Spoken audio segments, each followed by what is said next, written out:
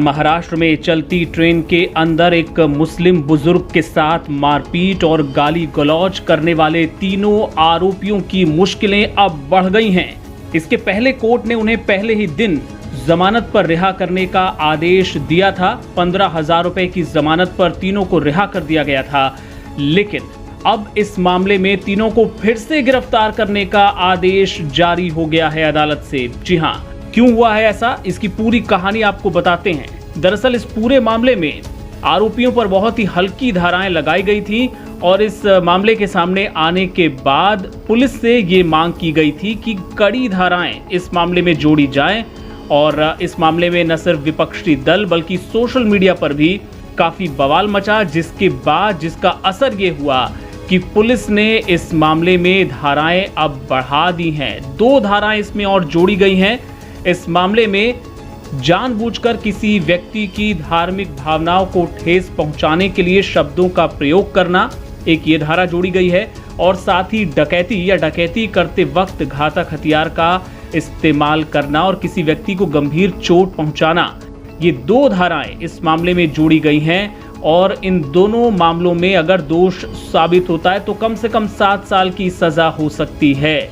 और पुलिस ने जब ये 2 धाराएं जोड़ी, इसके बाद अदालत ने, मजिस्ट्रेट ने तीनों आरोपियों को जो जमानत दी गई थी उसे कैंसिल कर दिया और पुलिस को आदेश दिया कि फिर से तीनों को हिरासत में लिया जाए। इस बारे में जो आदेश जारी हुआ है ये उसकी एक कॉपी है जो आपको हम दिखा रहे हैं। इसके पहले तीनों को 15,000 रुपए की श्योरिटी पर छोड़ दिया गया था, लेकिन अब उनके खिलाफ ये 2 धाराएं जोड़ दी गई हैं। मामला अब गंभीर हो गया है और अब उनके खिलाफ आगे की कार्रवाई पुलिस करने वाली है। आपको यहाँ पर हम ये भी बता दें कि जो एनसीपी के नेता हैं जितेंद्र आह्वाड, उन्होंने इस मामले में काफ़ी प्रयास किया। जीआरपी से उन्होंने कई सवाल किए थे कि इसमें हेट क्राइम, भीड़ द्वारा हमला, डकैती और हत्या के प्रयास जैसी धाराएं क्यों नहीं लगाई गई हैं, और संभवतः उसी का असर था कि पुलिस ने इस मामले में अब 2 धाराएं और जोड़ दी हैं। तीनों आरोपियों को फिर से गिरफ्तार करने का कोर्ट ने आदेश जारी कर दिया है।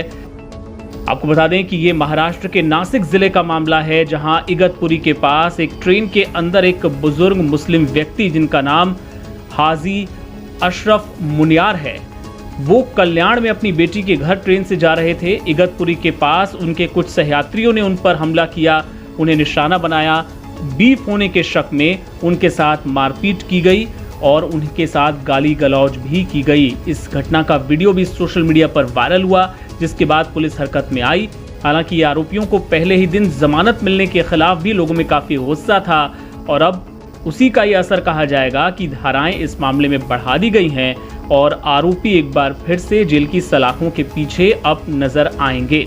आपको बता दें कि जो इस घटना में जो बुजुर्ग पीड़ित थे, उन्होंने ये कहा था कि अगर आरोपियों को इस तरह जमानत मिल जाती है तो ये मेरे साथ अन्याय होगा। मैं न्याय की मांग करता हूँ। उनकी आंखों में भी चोट पहुँची है और उनका ये आरोप है कि उनके मूत्र मार्ग से खून आ रहा है और उनको बात करने में दिक्कत हो रही है, सीने में दर्द है।